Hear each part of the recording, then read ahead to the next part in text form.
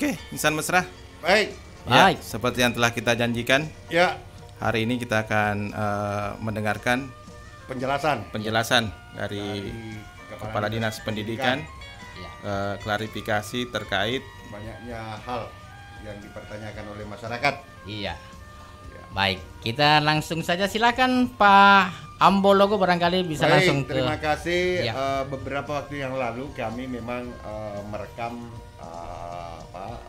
klarifikasi jawaban Ya. atas berbagai pertanyaan-pertanyaan yang Ya. kami rangkum di acara obrolan untuk beberapa waktu, dan itu kami tanyakan langsung ke Kepala Dinas Pendidikan Kota Parepare, Pak Dr. Andes Arifuddin Idris.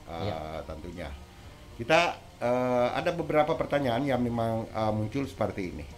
Kita ingin mengetahui apa komentarnya Pak Kadis, komentarnya Pak Kadis terkait dengan banyaknya pertanyaan dari masyarakat tentang kepastian kapan sebenarnya dimulai sekolah tatap muka. Itu yang menjadi pertanyaan besar kita sekarang. Ini kepastian kapan dimulai sekolah tatap muka. Terus apakah semua sekolah mulai dari tingkatan SD, SMP, ya SD sampai SMP itu sudah siap untuk itu. Terus sejauh mana kebijakan dari Dinas Pendidikan Kota Parepare merencanakan dibukanya kembali sekolah atau sistem pembelajaran tatap muka.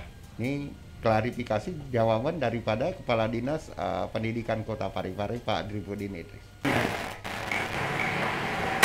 Jadi terima kasih atas pertanyaannya, dan ini juga tentu sangat perlu diteruskan ke masyarakat sebagai cerahan atau informasi supaya jangan ada yang bias. Jadi terkait tatap muka ini sebenarnya sudah ada dasarnya. Itu dari keputusan bersama Mbak Menteri. Sudah keputusan bersama Menteri Dalam Negeri, Menteri Kesehatan, Menteri Agama, dan Menterian Pendidikan dan Kebudayaan. Namun bahwa dalam surat keputusan bersama tersebut diberikan kewenangan di setiap daerah. Artinya kondisikan. Kita berada dalam zona hijau, alhamdulillah. Dan beberapa kali Pak Wali sudah menyampaikan ucapan terima kasih kepada seluruh masyarakat karena tingkat kepatuhan yang tinggi, sehingga kita berada pada zona hijau. Ini kerja-kerja semua yang terkait yang kepentingan. Namun itu, tapi beliau sangat selalu juga tetap berhati-hati untuk mempertahankan zona hijau. Salah satu yang perlu dicermati adalah tatap muka. Kalau kami sebenarnya pada prinsipnya, kalau orang mau melakukan sesuatu ada kata siap. Nah, kalau dilihat tatap muka ini ada dua unsur yang siap, pihak sekolah dan pihak orang tua. Ini keduanya harus siap. Jadi kesiapan sekolah itu juga ada lagi dua, fisik dan non fisik. Fisiknya adalah semua sekolah harus melengkapi sarana prasarana yang bisa mendukung protokoler kesehatan ketika anak sekolah. Apa? Dia harus punya cairan disinfektan, cairan antiseptik itu, alat penyemprot. Karena ketika anak belajar, dia harus setiap hari semprot ruang yang ditempati. Yang ketiga, harus punya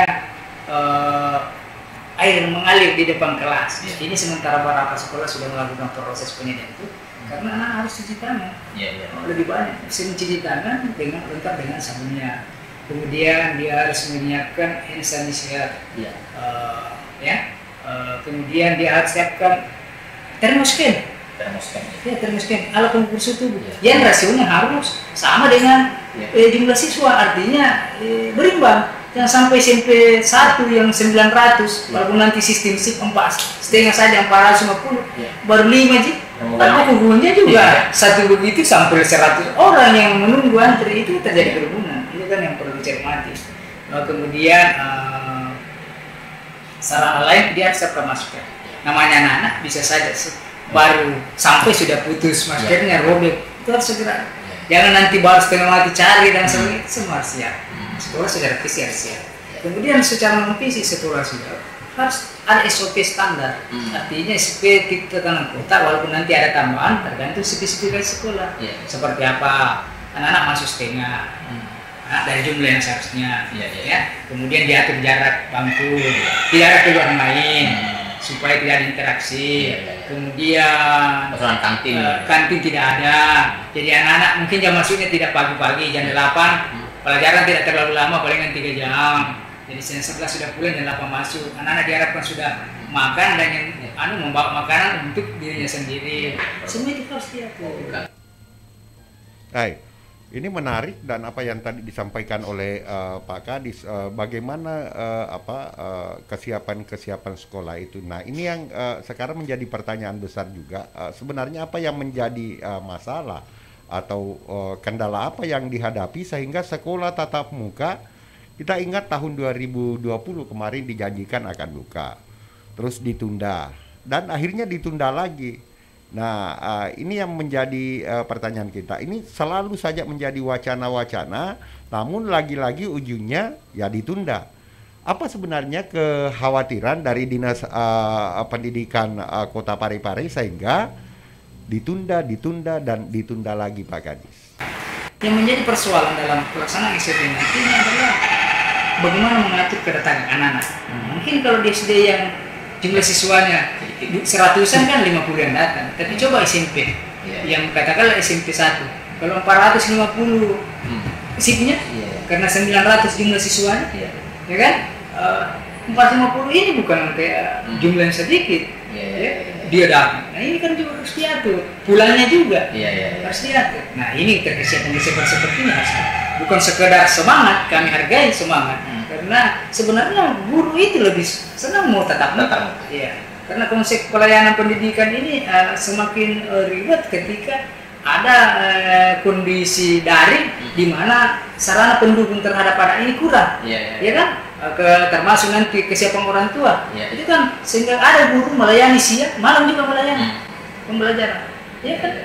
Karena ada kendala siang. Misalnya orang tuanya bekerja. Bahkan yang parah diberikan modul. Karena sarana seperti HP yang layak tidak ada dia miliki. Lalu bahkan tidak ada sama sekali. Jadi mau terpaksa manual. Nah, semua ini kan dikembalikan sama sekolah terkait dengan Nah, sekarang kesiapan itu kesiapan sekolah, kesiapan orang tua. Kemarin kan dilempar hampir 80% orang tua siap melakukan mengizinkan anaknya. Tapi kan bukan persoalan mengizinkan.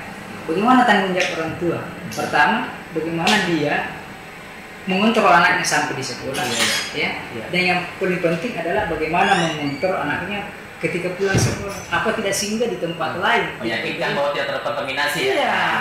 Nah, sekarang ada hal yang perlu paling siap harus dipahami orang tua, dan saya ini himbauan kalau perlu saya garis bawah, Bapak jangan berpikir kita bersekolah adalah takut anak kita terkontaminasi atau terkena COVID-19 Tidak.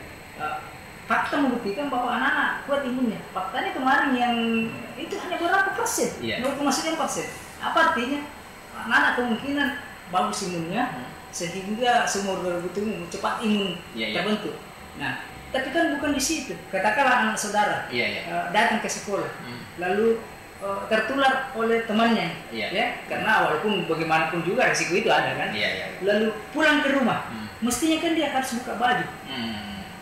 Baju yang sudah dipakai itu harus disimpan di tempat tertentu, di tangan khusus. Tapi bagaimana kalau perlakuan itu tidak siap dilakukan? Langsung pulang ke rumah, ternyata di rumah ada neneknya yang rentan, punya penyakit yang berisiko kalau tertular. Itu kan yang perlu dipikirkan, bapaknya kebetulan apanya. Ternyata kalau ini kan yang harus. Nah, ketika itu yang ketika nih kalau sekolah seperti itu tidak siap orang tua, maka anak menjadi mata rantai penghubung dan muncul klaster baru. Iya kan? Jumlah siswa SD SMP 26.000. Saya abaikan dulu TK. 26.000. Setengahnya yang sekolah berarti 13.000. 13.000 ini menyebar ke sekolahnya masing-masing. Berpotensi untuk. Tapi kan bukan itu membuat kita down. Tapi persoalannya harus dibangun semangat untuk sekolah, juga semangat untuk tetap menegakkan protokol Kesehatan. kita lihat sekarang banyak orang mulai tidak menggunakan masker. Iya, Ini kan sudah kendor. Iya. Nah ini kan himbauan kemarin Pak Wali, termasuk kemarin kami instruksikan kepada kepala sekolah melalui KKS, tolong bantu masyarakat, ingatkan Pak, bagikan masker. Itu beberapa banyak masker kemarin disalurkan, hanya terus mencoba untuk mengingatkan masyarakat. Nah ini kan persoalan juga. Oke, memang banyak hal yang menjadi ketakutan-ketakutan dan boleh kita menerima itu. Tapi kan persoalan kemudian adalah aktivitas sekolah atau belajar tatap muka ini kurang lebih sudah setahun tidak dilaksanakan. Nampaknya situasi ini kembali memunculkan persoalan baru, terutama ya kita lihat menurunnya kualitas anak-anak didik kita. Pak Kadis, pernahkah kira-kira Pak Kadis menyampaikan atau menyarankan kepada Pak Wali Kota terkait solusi apa atau kebijakan apa yang harus dilakukan agar kondisi COVID ini tidak menghambat proses belajar mengajar di lingkup sekolah masing-masing? Saya sebenarnya sudah pernah mengajukan, tapi ada pertimbangan kami sendiri dulu dengan beberapa kepala sekolah. Pertama, waktu itu awal Ramadan, jadi otomatis libur. Dan setelah libur Ramadan kemarin ini, proses pembelajaran sudah dianggap tidak efektif lagi. Anak kelas 6 SD kan sudah ujian, anak kelas 3 SMP sudah ujian. Sehingga sekarang ini juga tinggal pematangan materi-materi yang itu hanya semacam materi yang tidak terlalu urgen untuk menjadi harus ditatap mukakan. Sehingga kami berpikir kemarin kepada Pak Wali bahwa kami izin nanti saran diperkenankan bulan Juli awal tahun pelajaran ya. Dengan catatan karena kemarin itu beliau meminta agar 90% guru sudah tervaksin. Ini kan juga menjadi persoalan kan. Ternyata dari 2.300 guru dan non guru, artinya warga sekolah itu yang dari TK sampai SMP itu kurang lebih 2.000 sudah tervaksin. Alhamdulillah ya. Jadi tinggal ada beberapa memang ratusan itu memang ada kendala karena penyakit yang tidak memungkinkan. Kemudian banyak rata-rata guru banyak perempuan, jadi banyak juga yang hamil. Iya. Kalau rata-rata laki-laki lalu banyak yang hamil jadi masalah. Jadi sekarang itu tervaksin. Kedua sarana prasarana masih sekitar 90% guru sekolah yang belum optimal sarana prasarana itu kan dorong terus. Jadi kami ada yang kemarin mengatakan bahwa tolong piala perajat. Sebenarnya saya tidak mau piala perajat. Karena piala perajat itu artinya kalau sekolah itu boleh dicontoh. Kondisi sekolah berbeda-beda.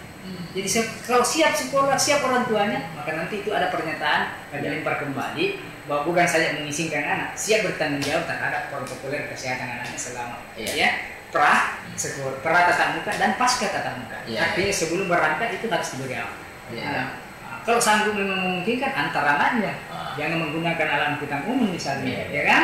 Kalau memang sanggup. Kalau tidak ya tentu diproteksi. Nah, memang ini menjadi tanggung jawab kita bersama agar penyebaran COVID ini minimal ketika orang masuk sekolah tidak ada klaster baru, klaster anak sekolah lah maksudnya, sehingga semua punya tanggung jawab agar kalaupun nanti diblokirkan sekolah maka ya kita tetap menjaga protokoler kesehatan mana yang paling benar. Pak Kadis, selama pembelajaran daring diberlakukan, faktanya di lapangan banyak dikeluhkan baik oleh murid atau siswa bahkan orang tua. Ini kita kembali lagi ke belakang, ini proses daring. Seperti ini banyak sekali orang tua yang mengeluhkan kuota internetnya seperti apa yang ya dari sekolah juga kadang-kadang macet. Kemudian sulitnya interaksi antara anak didik dengan guru mereka, bahkan ada yang mengeluhkan tidak ada perangkat pendukung seperti mungkin orang tua yang kurang sanggup smartphone hingga laptop. Ini yang menjadi kendala juga. Orang tua murid sudah mulai jenuh dan dalam mendampingi anak-anaknya untuk pembelajaran dengan proses daring. Ini banyak orang tua yang sudah mengeluh, waduh, ini paksakan saja.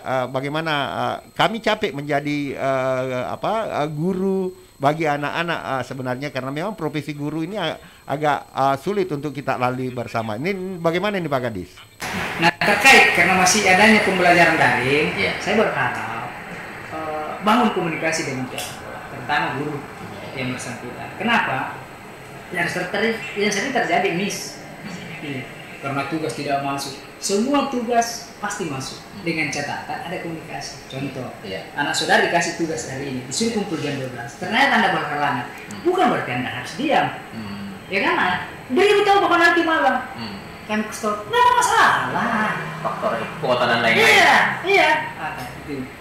Anda tidak punya sarana, HP baik yang HP komik-komik atau kan smartphone, Android dan sebagainya. Hubungi sekolah akan memberikan modul tugas. Itu juga modul tugas tidak langsung tiap hari diberikan mungkin per 3 hari. Saya kok bikin modul per 3 hari. Jadi berikan hari Senin, nanti hari Rabu dikumpul, tarik itu berikan lagi untuk 3 harinya. Antarkan ke sekolah. Saya pikir kalau saya guru kelas palingan 3-4 itu kan juga. Nah tentu tetap mengunjungi siswa ini tetap protokol kesehatan, tidak usah bertamu lama. Jaga maya sanggara kasih gopro itu kan susah betul kan. Ini yang perlu kita jadi tetap berharap sahabat tentu ada namanya kejenuhan. Negara-negara maju pun dengan teknologi kemarin saya lihat seperti Amerika saja banyak orang tua protes dengan model pembelajaran daring. Padahal dia sudah maju dari mapan ekonomi dan teknologi kan, tapi pasti ada kelemahan-kelemahannya. Tapi saya berpikir yang perlu adalah komunikasi, koordinasi. Jadi apapun kendala, yang penting bukan kendala dibuat-buat. Karena dibawa karena diadakan mestinya. Ada anak, ada orang tua pekerja dua-duanya. Anaknya perlu bimbing, tidak ada, ya kan? Karena mungkin pekerjaannya adalah pekerjaan yang standar rata-rata, bukan tidak mampu menyewa asisten rumah tangga dan sebagainya. Maka nanti pulang kerja, beritahu kami singkan malam baru kami kerjakan tugas. Nanti bersuara. Nah, memang banyak hal-hal kaitan ketika itu sekolah dengan proses daring, dan memang orang tua banyak mengeluhkan hal ini. Ya mungkin karena memang orang tua tidak terbiasa menjadi pengajar bagi anak-anak untuk sebuah pelajaran-pelajaran. Kita tinggalkan terkait dengan proses daring itu, sekolah dengan proses daring, Dana. Kita mengarah lagi untuk bulan Juli yang akan datang. Ini karena yang kita dengar informasinya bahwa proses belajar tatap muka untuk UPT sekolah SD SMP itu berlangsung di awal pelajaran baru nantinya, atau tepatnya di bulan Juli. Nah, ini yang kita mau tahu Pak Kadis, aktivitas sekolah sudah berjalan seperti biasakah nanti? Terus bagaimana dengan kesiapannya sekolah-sekolah, termasuk fisik dan non fisiknya Pak Kadis? Jadi kalau berdasarkan data kemarin itu kan kesiapan sarana itu awal kemarin itu sekitar 85% sekolah sudah siap. Saya berharap di sini sudah siap. SOP juga sudah ada dirap, tinggal di kemudian orang tua juga kemarin hanya ini yang kami mau gali kembali. Karena sekolah nampaknya membuat pernyataan hanya pernyataan mengizinkan anak, tapi tidak dibarengi pernyataan siap membantu sekolah dalam menegakkan protokoler kesehatan terhadap anak ini. Yang itu tadi tatap muka, perjalanan ke rumah. Karena kalau di sekolah kan tupoksinya sekolah dengan SOP yang ada, kan? Setelah kembali juga itu kembali ke orang tua. Karena tidak mungkin guru kami memantau semua setelah pulang ke sekolah, akan ditelusuri semua di mana susah ya kan. Jadi kalau masing-masing orang tua bertanggung jawab mengantar anaknya, cobalah telepon, apakah kamu sudah di rumah nak atau apa? Mengetahui bahwa jangan sampai dia singgah di rumahnya temannya, berkumpul bermain. Proaktif diharapkan. Orang tua. Nah, memang banyak hal yang menarik, artinya kesiapan sekolah, kesiapan orang tua juga tentu sangat perlu. Nah, berdasarkan penjelasan Pak Kadis tadi bahwa ada sekitar 80% yang menyatakan tentang itu, infrastruktur sekolah sudah siap sampai 80% lebih, artinya kemungkinan besar sekolah tatap muka bisa dimulai bulan Juli ini ya? Iya, bulan Juli. Dengan ketentuan kami hanya menyodorkan ke pimpinan daerah, dalam hal ini Bapak Wali Kota. Bapak Wali Kota kapasitasnya sebagai pimpinan daerah, pimpinan wilayah, kemudian sekaligus juga ketua tim gugus COVID tingkat kota, itu diberi kewenangan. Semua keputusan, walaupun ada surat itu bahwa boleh, kalau ada pertimbangan yang mengatakan bahwa karena kehati-hatian beliau dan sebagainya, tentu dia akan menentukan yang mana paling bijak, ya, sekolah atau tidak. Nah, memang kepala daerah diberikan kewenangan penuh walaupun sudah ada informasi-informasi, namun ketika kepala daerah itu menyatakan bahwa tidak bisa karena sejumlah pertimbangan, maka ya kita pun harus menghargai itu. Pak Kadis, kita mendukung dan berharap bahwa Bapak Wali Kota nanti bijak dalam memberikan keputusan terkait dengan sekolah tatap muka itu. Bagaimana harapan kita semuanya sebenarnya ini? Dan terakhir aturan-aturan teknis yang akan mengatur ini jika nantinya sekolah tatap muka akan dimulai pada bulan Juli mendatang atau tahun ajaran baru, mengingat kita semua masih diwanti-wanti untuk tetap menjaga protokoler kesehatan. Kami berencana tidak berarti tahap. Semua kan pilihan ada. Ada shift 3 jam ini, nanti siangnya masuk ini. Tapi risiko yang timbul kan guru terlalu lama. Kelebihan. Itu kan juga kalau tercapai kan berisiko. Bagi banyak guru kita juga sudah 50-an ke atas. Yang kedua, mungkin per hari. Ini setengah, hari berikutnya setengah. Yang menjadi persoalan kalau ada yang tidak mau ikutkan anaknya, baik hari pertama maupun hari kedua, dia mau nyadarin. Persoalannya, guru juga akan menjadi kelemahan. Saya mengajar, katakanlah dari 32 kan, berarti 16 ya, 16 hari masuk. Ternyata di antara khususnya 16 Maret, ada 4 orang yang tidak mau ikut. Biar hari berikutnya, ya kan? Kita paham. Karena di situ kan yang tidak mengizinkan anak harus tetap dilayani dari. Persoalannya guru akan mengajar siang hari. Dari 16 itu ada yang 4 hari, berarti 12 jadi diajar. Malamnya harus mengajar lagi sampai orang itu. Ini kan juga perlu diperhitungkan. Kasihan guru juga kita. Kalau misalnya semua ada. Kemarin saya bilang mestinya kalau memang siap sekolah ya jangan lagi sekali setelah saja 1 hari tanpa tugas super retres berikutnya lagi. Ini kan juga memang semuanya pasti akan tidak sampai optimal ya. Belajar 3 jam dengan sistem spesifik itu tidak optimal, tapi itulah yang terbaik. Ya, apapun yang terbaik nantinya yang diputuskan oleh wali kota, diputuskan oleh dinas pendidikan dan diputuskan oleh orang tua, kita menentukan sekolah atau tidak sekolah dengan tatap muka, itu akan menjadi catatan khusus nantinya. Yang jelas insan mesra, kenapa kami angkat ini karena 1 minggu memang ini yang selalu menjadi pembicaraan kita lebih banyak di acara obrolan dana. Insya Allah apapun yang menjadi bahasan-bahasan khusus di acara ini, maka itu akan kami pertanyakan kepada instansi-instansi yang berkaitan dengan pertanyaan-pertanyaan masyarakat.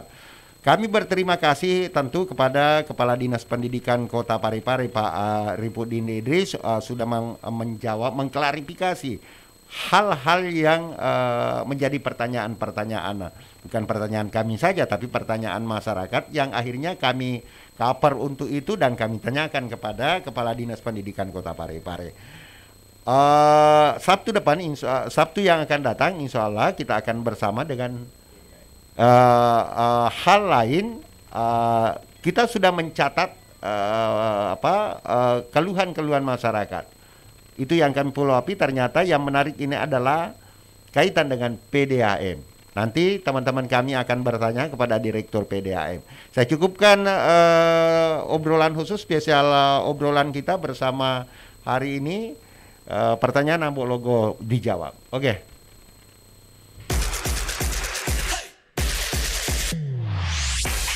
Ikuti terus update informasi, berita, hiburan, live report, siaran langsung, dialog khusus, dan dialog tematik melalui PNP Radio Mesra Kota